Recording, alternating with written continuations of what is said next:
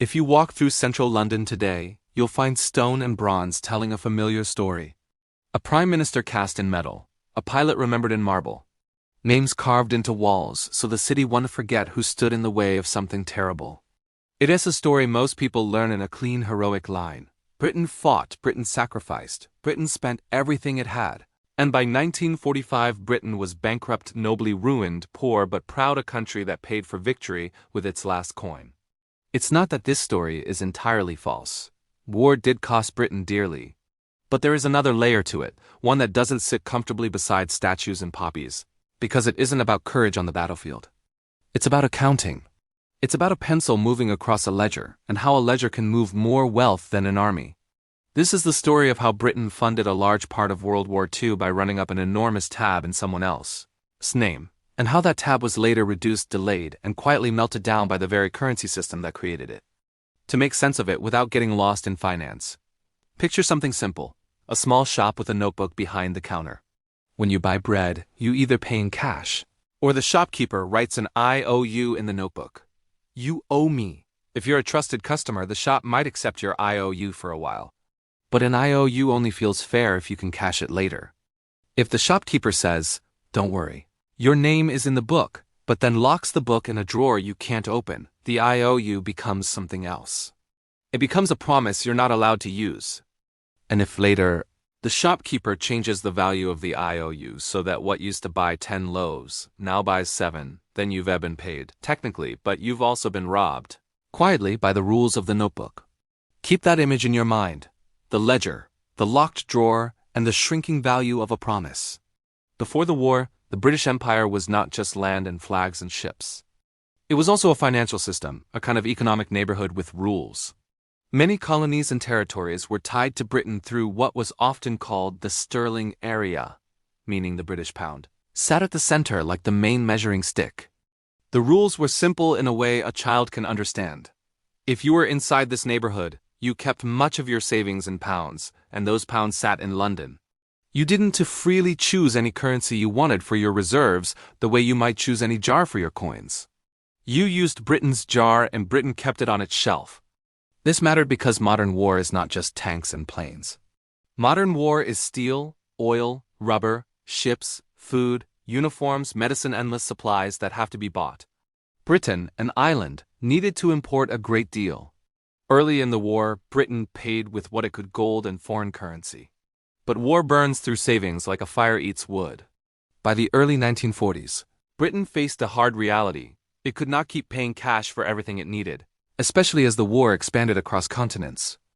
So Britain looked at its empire and saw something it could use: control. It could not force the United States to give it supplies for nothing, at least not in the same way. But it could pressure its colonies. And the most important colony in this story was India, the crown jewel, vast population, huge production capacity, a major supplier of textiles, food, raw materials, and soldiers. Britain needed Indian goods for armies fighting across North Africa and the Middle East. The problem was payment. Britain didn't have enough cash in the form that mattered for global purchasing. So Britain used the notebook. Here is the mechanism, explained as simply as possible. When Britain needed uniforms, steel, or rice from India, the orders went through the Indian administration. Indian producers were paid in rupees, the local currency, so the factories kept running and the supply kept moving. But Britain did not hand India gold, and it did not hand India dollars. Instead, Britain credited India with pounds in an account held in London, an accounting entry, a line in the notebook. These credits became known as sterling balances. On paper, it looked fair. Goods went out, payment went in. India's savings account in London grew and grew. If you stop the story there, it sounds like normal trade. The catch, the part that turns trade into extraction, was that the balances were not freely usable. They were effectively blocked. India could not simply take the pounds and convert them into dollars to buy machinery from America. It could not walk into the shop and say, "I'd like to use my credit now." The book was in someone else's drawer, and the drawer was locked. Now return to the shop analogy. Imagine you are supplying bread every day to a large household next door. You bake, you deliver, you pay your workers in your local money. The household says, "We're paying you, look, your name is in our notebook," but you can't access the notebook. You can't spend what's written. And while you're busy baking for them, your own shelves at home become emptier. You have more pieces of paper saying you're owed, but fewer loaves left for your own family.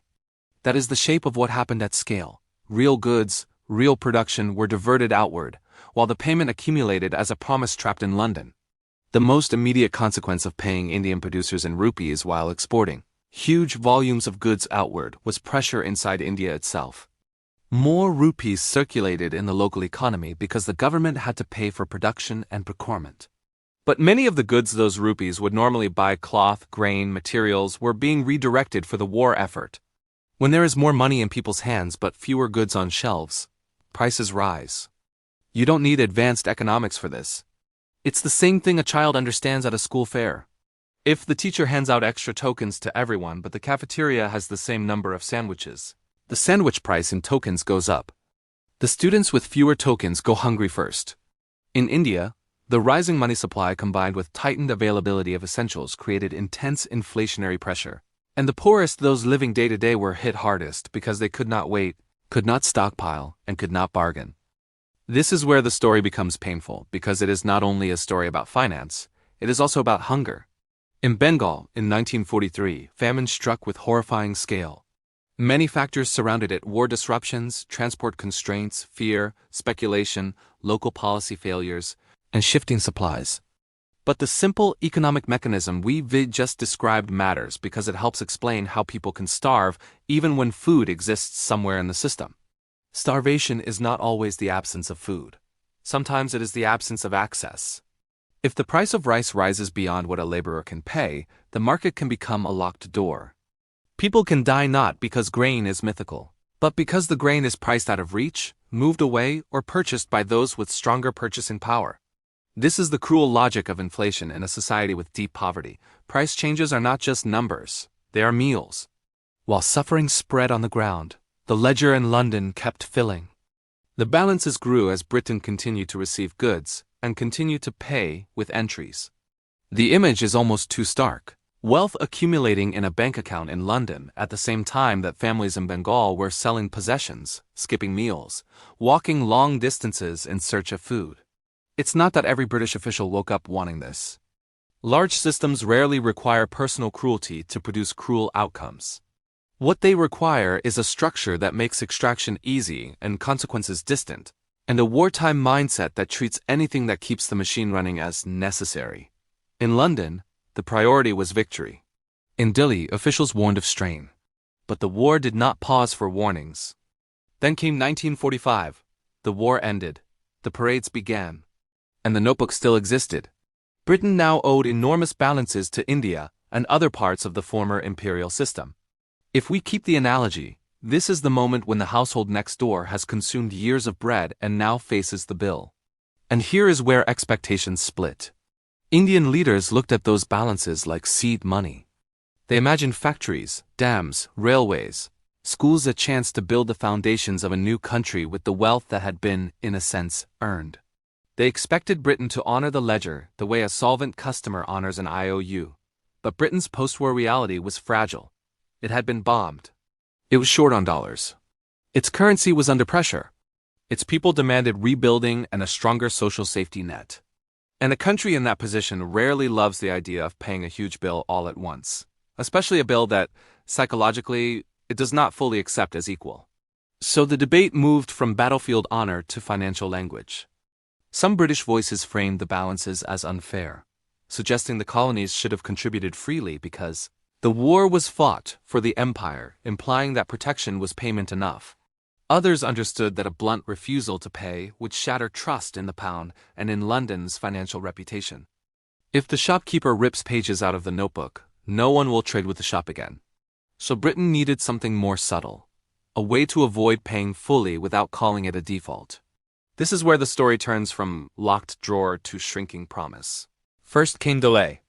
Britain restricted how quickly the balances could be used, allowing only limited releases over time, like giving a creditor a tiny allowance from their own money, while insisting it was for everyone's good. The argument sounded calm and reasonable. If we release too much at once, the pound will collapse, and that will hurt you too. In ordinary human terms, it resembles an abusive logic. You can't demand what I owe you right now, because it would ruin me and that would be bad for you. India. Newly independent and desperate for machinery and development, had limited leverage. Global finance still ran through the old centers. Hard currency was scarce. So India accepted a drip feed, even though the needs of a nation cannot be met with a drip. Then came the most powerful tool of all, changing the value of the currency the promise was written in. In 1949, Britain devalued the pound significantly against the dollar. If your savings are held in a currency that suddenly buys less internationally, you lose purchasing power instantly, even if no one touches your account. Imagine your IOU is written in coupons, and one day the store announces each coupon now buys 30% less. Your notebook still shows the same number of coupons, but the real-world value has fallen. For a country that needed to buy machinery priced in dollars, a pound devaluation was not just a headline. It was a direct blow to national savings. And beyond that single event, time did its own damage. Inflation in Britain, over years, eroded what those balances could buy. If the interest paid on the balances was low while prices rose, the real value melted. It is the ice cream in an oven problem. You can pretend you are preserving it by keeping it in a container, but if the room is hot, it will soften anyway. Britain didn't need to tear up the IOU, it could wait for the IOU to shrink. This is the quiet genius and the quiet cruelty of currency power. When you control the notebook and you control the unit the notebook is written in, you can reduce a debt without openly refusing it. You can default in slow motion. And while this slow motion played out, Britain benefited from something even larger. The existence of these balances helped support demand for sterling. If former colonies were encouraged, or required by the structure of the system, to hold sterling and use it in trade, sterling retained a role beyond what Britain's post-war fundamentals might have allowed. That support mattered for Britain's recovery, for its ability to import, for its ability to maintain a standard of living during a difficult transition from empire to post-war state. It didn't build the welfare system alone, and it didn't explain every improvement, but it formed part of the hidden scaffolding, resources and financial stability reinforced by a system that had compelled others to lend. Now it's important to keep the tone honest and human. This story is not a simple cartoon of evil people and good people. History is rarely that clean. Britain did fight a brutal war against a monstrous regime. The Allied victory mattered. And many ordinary British families suffered deeply. At the same time, it is also true that empires are built to move value from periphery to center, especially in moments of crisis. When Britain faced its greatest financial emergency, the empire functioned like a reservoir it could draw down real goods in exchange for paper claims. What makes the sterling balances story so revealing is not that it shows one side as purely villainous, but that it shows how the moral language of war can sit beside the cold language of finance. You can have genuine sacrifice and genuine extraction in the same historical event. The two can coexist. The monuments remember one. The ledger remembers the other.